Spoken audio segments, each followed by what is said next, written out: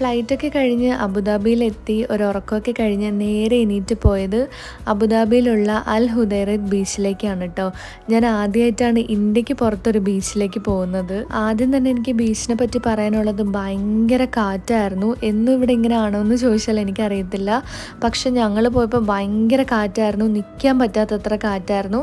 പക്ഷെ അടിപൊളിയായിരുന്നു, അടിപൊളി വൈബായിരുന്നു. ഞങ്ങൾക്ക് ഭയങ്കര ഇഷ്ടപ്പെട്ടു, ഞങ്ങൾ ഒത്തിരി എൻജോയ് ചെയ്തു. ഞങ്ങളൊരു ഈവനിങ് ടൈമിലാട്ടോ പോയത്.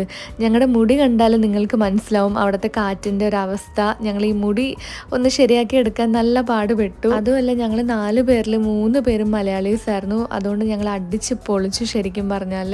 ഈവൻ അവിടുത്തെ വെള്ളമാണെങ്കിൽ പോലും പ്യുവർ ബ്ലൂ കളറിലെ വെള്ളമായിരുന്നു. നല്ല രസമുണ്ടായിരുന്നു കാണാനായിട്ട്. ഈ ഫ്ലൈറ്റ്സിൻ്റെ ഒക്കെ ഇടയിൽ ബീച്ചിലൊക്കെ പോയി ഒന്ന് ചില്ല് ചെയ്തപ്പോൾ ഞങ്ങൾക്ക് എല്ലാവർക്കും ഭയങ്കര ഒരു റിലാക്സിങ് മൂഡായിരുന്നു. എനിക്ക് ഭയങ്കര ഇഷ്ടപ്പെട്ടു. ഒബ്വിയസ്ലി ബീച്ച് ആർക്കല്ല ഇഷ്ടമല്ലാത്ത. അപ്പം അത്രയേ ഉള്ളൂ. ടാ.